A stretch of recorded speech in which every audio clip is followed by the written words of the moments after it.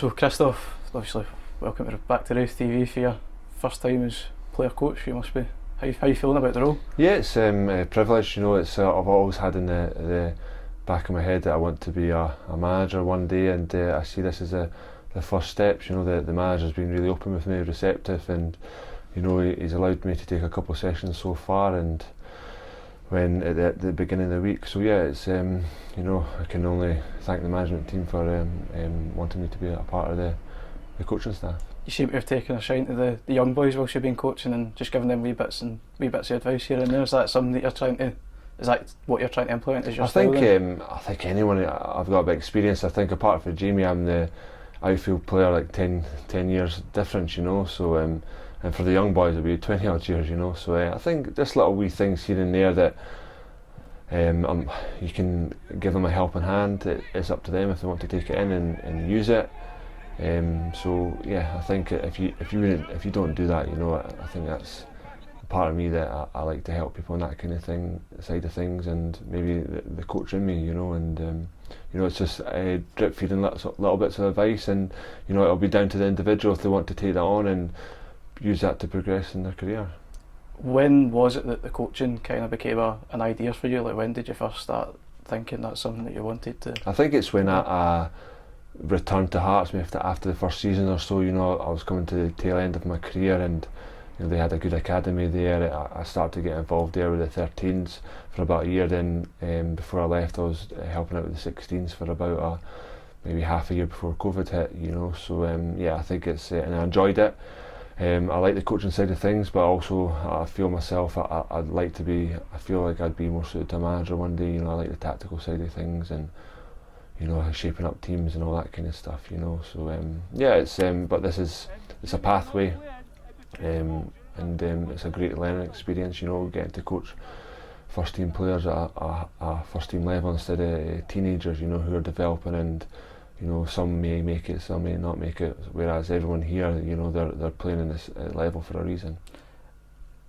And you've just finished your degree, is that right? Are you in the process of finishing your degree? I have licences, so I've done my B licence, I've done my A licence, so really the last one to do would be your pro licence, which is it's tougher to get on. I think they only take 20 applicants every 2 years, so it'll be something I'll be looking into when the next intake is really, and I think it's the next step in anyone who aspiring career to be a manager.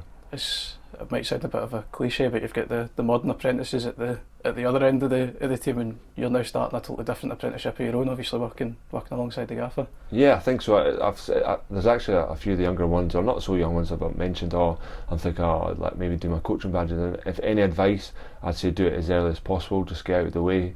It's I wouldn't say it's difficult. It's more time consuming and a little bit of theory work to do as well. But they've got plenty of time on their hands, and it's definitely something that they should do. And I've always said this, working under different managers. I've worked under quite a few in my career now. You learn some things, you learn some good things you'll take, and you'll learn things that you wouldn't do as yourself as a manager. And I think that's part and parcel. You're not going to, whoever you work with, there's going to be things you like and things you're like, I maybe wouldn't do that. So it's about learning and being receptive and being open. I mean, yeah, I believe you just pointed on it there. You've worked under a lot of managers. You've played against a lot of managers as well, and obviously in your time in the Premier League, you've played against some of the greats. You've been able to. Obviously, I know you've been focused on the games and things like that, but is there wee things that you've maybe picked up that you've noticed about folks? I think just not just so much playing against it. I think it's social media these days and watching games on television. Everything's available on the internet. There's always someone writing an article about something or a game, or how the tactics were, etc., about leadership and management. So I think everything's out there on the internet, that's accessible, and I think if you really want, and also on the other side, you sometimes can overcomplicate it. So I think it's knowing in your head that if you were to be a manager, what you want to do and sticking by it. Yes, you've got to be adaptable and change it at certain times, at periods, if things aren't working, but I think you need to have a kind of a set foundation of what you see your team would be in the future. And obviously you've seen a lot of players now going into player coaching roles or even player manager roles. One thing I've always asked is, how do you find making that transition from, obviously I know you're still wanting to play as many games as you can, but how are you finding making the transition from middle of the back finals, well, the middle of the back third to the sidelines as such? Yeah, it's I'm still mainly a player, you know. The managers let me take a couple of sessions. I took a full session the other day. I was still training it, so it was a bit more difficult to, obviously you tell the player's routine and what you're going to do and the rules within that game or that possession or whatever, but you're playing it, so it's a bit, you're trying to coach but also you're in a team as well, so you're trying to win that routine or that possession or get out of it what you want to get out of it, and also coach at the same time, so it's a wee bit more difficult. But that time, there'll come a time when I'm not going to be a player and I can focus on it more. But at the moment, yeah, it's as I said, the manager's been very open. I'm not in the office all the time, you know, it's a small office anyway, so I'm still based in the changing room. I go in the mornings, I'll just see if he'll let me know what we're doing, and if he need, and I'll ask him if he needs anything set up, stuff like that, and go set up the pitches, just the basics, you know. But it's still good to be involved, and he'll ask me questions now and then if he wants to pick my brain or that, you know. So it's not like I'm a full-time coach in there all the time and deciding tactics. You know, the manager's come here for a reason, the club's chosen him for a reason, because what he's done previously, he'll have the way of working and the way of setting out his teams, and you know, I'll just be there to help out at the moment. And you know, if he needs anything or he needs help with other stuff, you know, I'm there to help. And yes, I'll obviously pass on my experiences as well and knowledge if he asks, or if as I said, he's quite open in that you can also say things and he might take it, might not, you know. So it's all for the greater good of the team. It is quite a young coaching staff, isn't it? Obviously, Gaffer's in his early 40s. I think you're the next one down. Then it's Aggie, and then it's Robbie Thompson, who's still just 20s, I think. Yeah, it is. I think if you look at the leagues now, there's a lot more younger managers coming through, and I think the manager, I don't know, he retired early 30s, and he started off at Dumbarton, I think, and he's worked his way up, you know. So he's done his time, you know, in those lower leagues. So you'll know the lower leagues of Scottish football very well.